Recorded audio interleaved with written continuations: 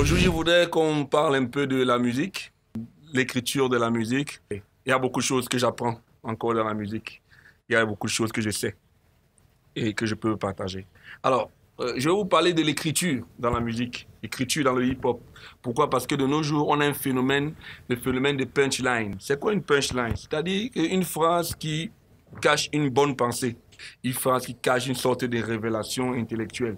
Les rappeurs en particulier sont fans de punchline. Ce qui fait que lorsque un rappeur met le titre d'une de ses chansons, en réalité, parfois le titre, c'est le refrain. Mais la chanson elle-même, c'est une coquille vide. Et maintenant, dans la coquille vide, il fait une sorte de remplissage d'un français ou un anglais, des phrases qui n'ont pas de sens les unes des autres, et au milieu desquelles il aligne quelques punchlines.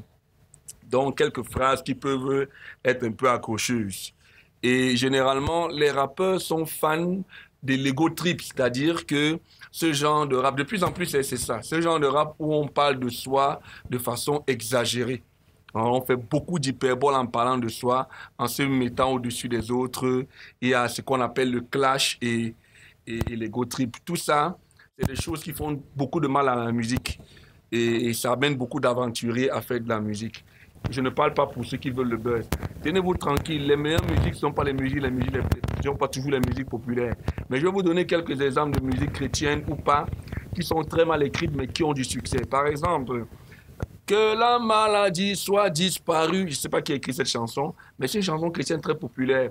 On la chante dans les églises. Il y a des gens qui ont des doctorats, qui ont des licences en droit, en lettres, et qui chantent, qui ne se rendent pas compte, qui sont en train de dire une phrase qui est vraiment d'un français déchirant, que la maladie soit disparue.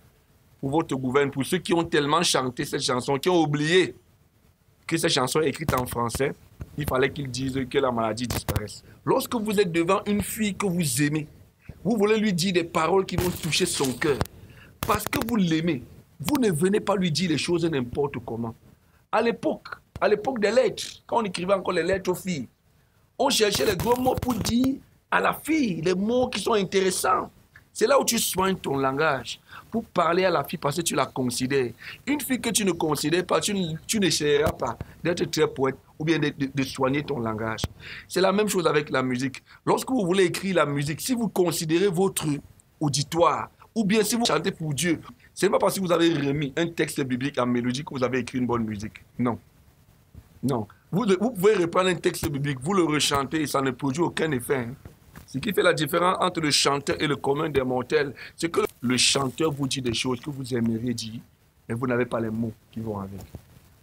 Il y a une façon d'écrire. Donc, la première chose qu'il faut savoir, c'est que, comme Tupac, le célèbre rappeur, disait, Music is chorus. La musique, c'est le refrain. Faites d'abord tout pour avoir un bon refrain. Si vous n'avez pas un bon refrain, vous avez des chances qu'on ne cherche pas à savoir ce que vous avez écrit au départ. Avoir un bon texte n'est pas suffisant pour qu'on vous écoute. Il faut d'abord avoir un bon refrain. Quand vous avez un bon refrain, puis c'est ça qu'on retient, après donc l'auditeur va venir suivre le texte. La plupart des auditeurs, c'est comme ça qu'ils sont. Je suis aussi un auditeur bien qu'étant un chanteur. Maintenant, le texte lui-même, si vous l'écrivez en douala, il faut que ce soit du bon douala. Voyez quelqu'un qui maîtrise la langue pour vous aider à écrire du bon douala.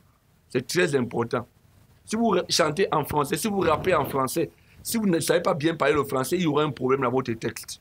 Premièrement, le hip-hop, le rap, ça s'écrit avec des rimes. Beaucoup de personnes ne savent pas ce que c'est que des rimes. Je vais faire court, ou bien alors avec des lyrics. Hein? Des lyrics, ça veut dire qu'il faut que les phrases qui s'enchaînent finissent avec les mêmes sons. Vous voyez? Que ce soit le rap ou autre chose, quand il y a des rimes, c'est quelque chose qui est très beau techniquement. Mais il ne faut pas être des rimailleurs. Comme la plupart des rappeurs qui sont des rimailleurs, qui font des rimes pour faire des rimes.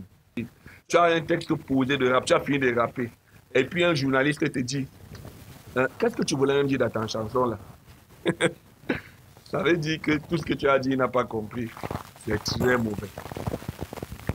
Donc, je vais donner 4 choses qu'il faut pour écrire une bonne chanson. Premièrement, il faut éviter les contresens, les non-sens. Je vais vous chanter une chanson d'un chanteur camerounais très populaire. Pourquoi papa a tapé maman et oh, oh. Pourquoi papa a tapé maman et oh, oh. Et puis, continue. Mon grand-père était à Oussa. Ma maman aussi est une Douala. Moi aussi, je suis Maguida. Je ne comprends pas le rapport entre pourquoi papa a tapé maman et mon grand-père était à Oussa. Il faut que votre texte ait de la cohérence. Il y a le sens et il y a la cohérence. Quand vous ajoutez le sens, la cohérence et les rimes, ça donne envie de vous écouter. Je vais prendre un texte, par exemple, de Annie Anzoué, Maladie difficile à soigner. Elle parle d'amour. Quand j'étais petit, je ne comprenais pas cette chanson. Maladie difficile à soigner. Elle est en train de parler de l'amour. Un enfant, à mon âge, j'étais petit, je ne comprenais pas. C'est en grandissant que j'ai compris qu'elle est en train de parler de l'amour. Vous voyez? Et quand j'ai compris que c'est de l'amour dont elle est en train de parler, j'ai aimé encore plus le texte. Pourquoi tu es parti, mon mari? Pourquoi tu ne m'écris même pas? Maladie difficile à soigner, oh. Elle a écrit un texte qui était assez simple, mais je vous assure, comme il y avait le fond et la cohérence, avec le temps, tu écoutes ces chansons, tu es toujours content. Le dernier point que je vais donner, c'est l'inspiration. Si vous n'êtes pas inspiré, n'écrivez pas. Vous pouvez écrire pour chercher l'inspiration. Ça arrive souvent quand vous écrivez une rédaction à l'école. Vous faites une rédaction et au fur et à mesure que vous écrivez, vous cherchez l'inspiration. Et vous pouvez écrire pour chercher l'inspiration, mais ça ne marche pas souvent.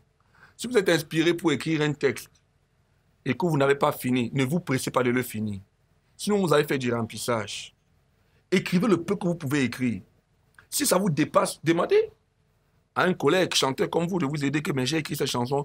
Demandez les idées, cherchez les idées à gauche, à droite. Ça peut vous aider à écrire une bonne chanson. Vous pouvez avoir l'inspiration pour une chanson d'un seul couplet. Mais vous ne finissez pas. Qu'est-ce que vous faites? Vous demandez à quelqu'un de vous aider. Et même si vous êtes des professionnels, se faire aider, c'est très important pour pouvoir évoluer. Ne vous pressez jamais de finir une chanson. Parce que la force de l'écriture d'une chanson, c'est la manière avec laquelle la chanson progresse en intensité. Vous commencez fort et vous devenez très pertinent au deuxième couplet. Au troisième couplet, vous finissez très fort dans le texte. Il ne faut pas tout donner au premier couplet. Le deuxième couplet, maintenant, vous faites le remplissage. Le troisième couplet, remplissage. Et ça fait en sorte que votre chanson dort. Si vous avez organisé votre idée, vous vous rendez compte que l'idée de départ est très forte. Changez, mettez-la à la fin. Cherchez une introduction moins forte que ce que vous avez écrit en premier. Vous-même, vous sentez votre chanson quand vous l'écrivez. Cherchez quelque chose de moins fort, vous mettez au départ. Et maintenant, vous élaborez votre thème au deuxième couplet. En général, une chanson a 3 couplets. Vous pouvez faire ça, ou une chanson peut avoir 3 parties en 2 couplets. Hein. Ça dépend de vous. Et maintenant, vous finissez avec quelque chose de plus fort qui permet qu'on retienne encore mieux votre message. Et là, votre texte est accompli. Moi, j'ai des chansons que j'ai écrites il y a 10 ans, et après je suis revenu, je les ai réécrites encore. Parce que je me suis rendu compte qu'elles n'étaient pas très abouties techniquement. Maintenant, il y a autre chose. L'écoute. Quand vous finissez d'écrire votre chanson, ne soyez pas idiot. Parce que vous n'avez que 2 oreilles. Faites écouter à 2 autres oreilles averties. Qu'elles puissent apprécier votre texte. Et ne soyez pas orgueilleux. Il y a un chanteur au Cameroun qui avait chanté un refrain comme ceci. C'est pas moi qui va payer les pots cassés. Je vous assure, il a eu un succès, il a été très populaire. Et il ne savait pas que c'est le français qu'il a écrit n'est pas un bon français. Donc il a écouté, c'est pas moi qui va payer les pots cassés 50, 100 fois, comme celui-là qui a écouté que la maladie soit disparue 50, 100 fois. Il ne s'est pas rendu compte parce que simplement il n'a pas fait écouter à quelqu'un qui maîtrise la langue. Ne soyez jamais pressé de sortir une musique. Jamais pressé de sortir une musique. Prenez votre temps. Quand vous écrivez une musique, prenez votre temps avant de la sortir.